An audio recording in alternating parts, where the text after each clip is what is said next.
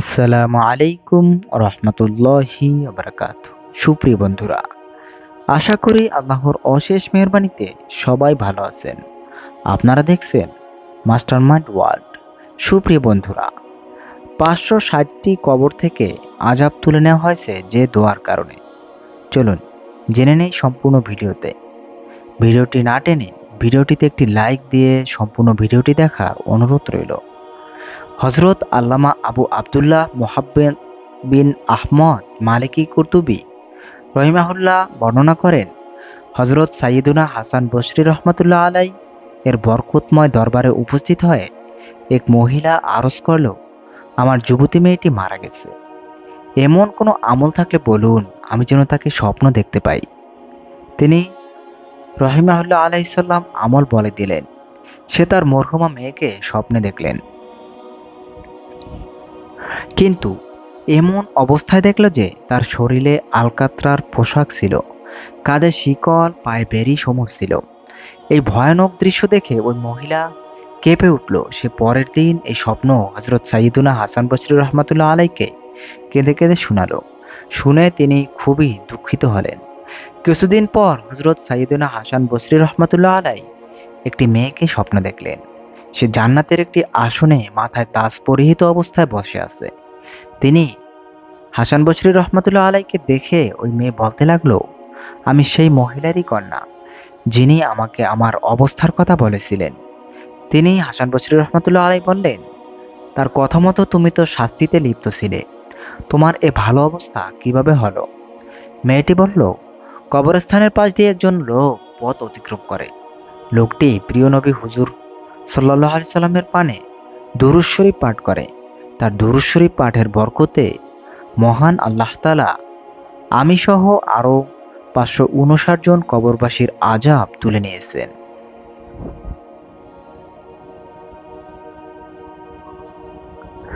বুজুর্গের দোয়ায় পুরো কবরবাসীকে ক্ষমা করে দেওয়া হয়েছে।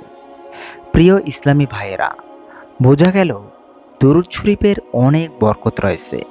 তাও যদি কোনো আশিকে রাসূলের মুখ থেকে বের হয়ে আসে, তখন সেটার মর্যাদা কিছুটা অন্যরকম হয়।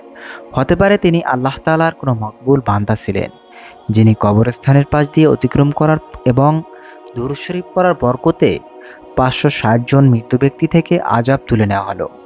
নিজেদের বন্ধু বান্ধব প্রিয়জনদের কবরগুলোতে আশিকে রাসূলের সম্মান সহকারে নিয়ে যাওয়া, সেখানে তাদের মাধ্যমে ইসালে সওয়াব করানো নিঃসন্দেহে উত্তম কাজ। আল্লাহওয়ালাদের পায়ের বরকতের কথা কি বলবো। হযরত সাইয়্যিদিনা শায়খ ইসমাইল খাদরামী রহমাতুল্লাহ আলাই কবরস্থানের পাশ দিয়ে যাওয়ার সময় একটি কবরের পাশে দাঁড়িয়ে খুবই কান্না করলেন। কিছুক্ষণ পর হঠাৎ তিনি হাসতে লাগলেন। তার কাছে যখন সে বিষয় জানতে চাওয়া হলো, তখন তিনি বললেন, আমি দেখলাম যে কবরস্থানের সকলের উপর আযাব হচ্ছে, তাই আমি তাদের জন্য আল্লাহ তাআলার দরবারে কান্নাকাটি করে মাগফিরাতের দোয়া করি। তখন আমাকে বলা হলো, যাও, আমি এসব লোকদের পক্ষে তোমার সুপারিশ কবুল করে নিলাম। এটা বলে এক কোনায় অবস্থিত একটি কবরের দিকে ইঙ্গিত করে তিনি বললেন, ওই কবরের বাসিন্দা মহিলাটি বলল, হে ফকিহ ইসমাইল, আমি একজন গান বাজনাকারী মহিলা ছিলাম, আমারও কি ক্ষমা হয়ে গেছে? তিনি তাকে বললেন, হ্যাঁ, তুমিও এই ক্ষমাপ্রাপ্তদের দলেই রয়েছো। এই ব্যাপারটি আমাকে হাসিয়েছে। আল্লাহ তাআলার রহমত তাদের উপর বর্ষিত হোক এবং তাদের সদকায় আমাদের ক্ষমা হোক। প্রিয় ইসলামী ভাইয়েরা, আউলিয়া ইকরামদের মর্যাদা কি অতুলনীয়। কবরের অবস্থা তাদের নিকট প্রকাশিত হয়। কবরবাসীদের সাথে তারা কথা বলেন। তাদের দোয়া ও মোনাজাতের দ্বারা আযাব উঠে যায়।